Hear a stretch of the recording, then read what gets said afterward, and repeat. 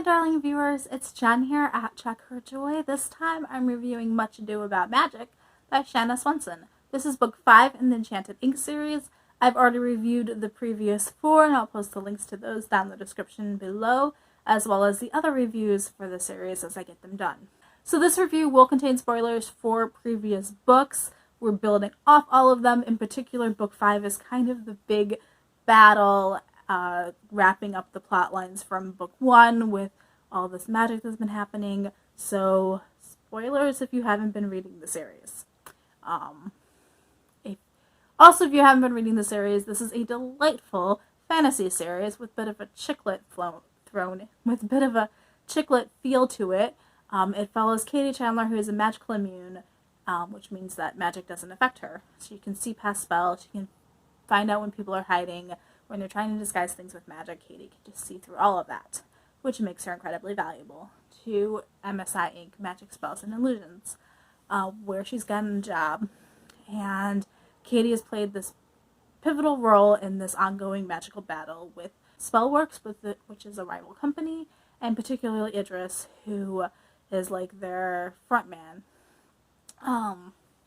So book 5 is really the wrap up to a lot of those plot lines. This series was dropped by the publisher after book 4, so this one is self-published, and it kind of feels a bit more urgent and a bit more rushed as we're trying to wrap up everything because there might not be more books when this was published. So book 5, we see Katie back in New York. She returns to MSI. She actually goes to ask for her job back, and in this really weird, almost feels like you're having a nightmare kind of situation happening, she finds out that she was supposed to be there a while ago. She's supposed to be in a meeting right now, and then she gets to the meeting and she's supposed to have this like marketing plan already drawn up, and she's like, wait a minute, I didn't even have a job this morning.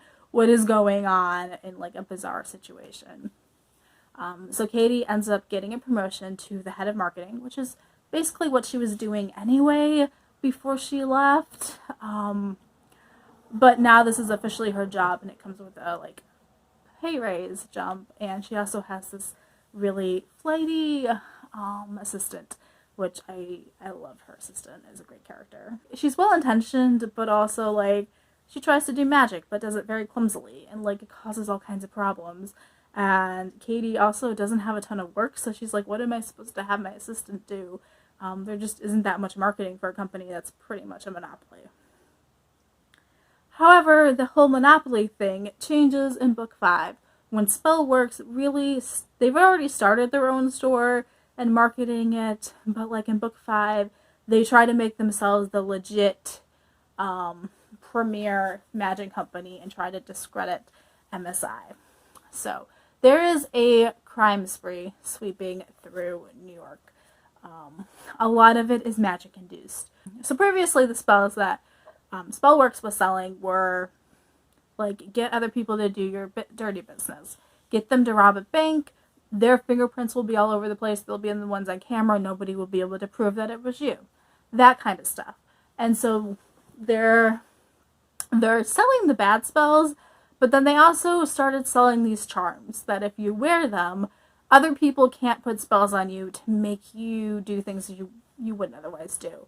So they're selling the bad thing, and they're selling the cure to it at the same time. And they're also painting MSI as these old geezers that just lay around and aren't really doing anything to actually help. There's a major crime spree happening, and MSI is doing nothing about it. Why would you trust them? Come buy stuff from Spellworks. And so this is what Katie is having to combat.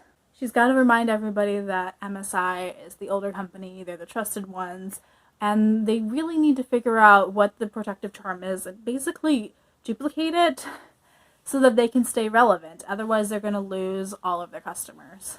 There's also a personal attack on Owen. It's more of a like perception thing that they play with him. He is the kind of guy who like goes out and helps whenever he can. So there are a lot of crimes that Owen ends up stopping, and he is repeatedly seen at the scenes of these crimes. And so Spellworks start leaking rumors that Owen is one of the bad wizards that is causing the problem. And through his association with MSI, they are also evil. So the bad company is trying to paint the good guys as being bad so that they can win the public relations war and start their own business off while destroying MSI. So Katie needs to prove Owen's innocence, especially when rumors start circulating about his past. Owen's a very shy guy. He doesn't like being in the public very much. So there isn't a lot of like Owen being in the forefront, hey, I'm the one who saved the day kind of stories going on. So while he did that, the general public doesn't know that he's been saving them all along. And there are a few stories about his past and who his parents might be that kind of make this even murkier. And so Katie and Owen, they need to dig into that, find out the truth, and try to clear Owen's name. We also find out a lot more about the magical world, and in particular the previous magical threat, the one from 30 years ago that had been hinted at in the previous books. So there was this young couple, and they were causing problems, trying to take over the magical community, like an all-out magical war. And so they were stopped by the previous head of MSI Inc., Ivor Ramsey. Well, he wasn't the head of MSI at the time, but he was like an up-and-comer. And his celebrity status of having saved the magical community and been the savior who stopped the war and everything eventually gained him the position of head of MSI Inc. and a member on like the governing body of the magical community, which he then relinquished in favor of bringing Merlin back when the whole Spellworks thing happened.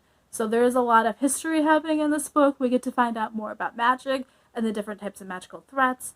There's 2 completely different magical stories happening in this. So we're looking at the stuff from 30 years ago, which is more of an all-out magical battle with like an actual fight you can fight with magic and like just beat them on superiority, versus Spellworks is one which is more about perception and more about painting the other side as bad so you don't trust them anymore. Yeah, so I loved seeing like the whole world building in this. It's really interesting and really fascinating. I also really love seeing Katie and Owen back together.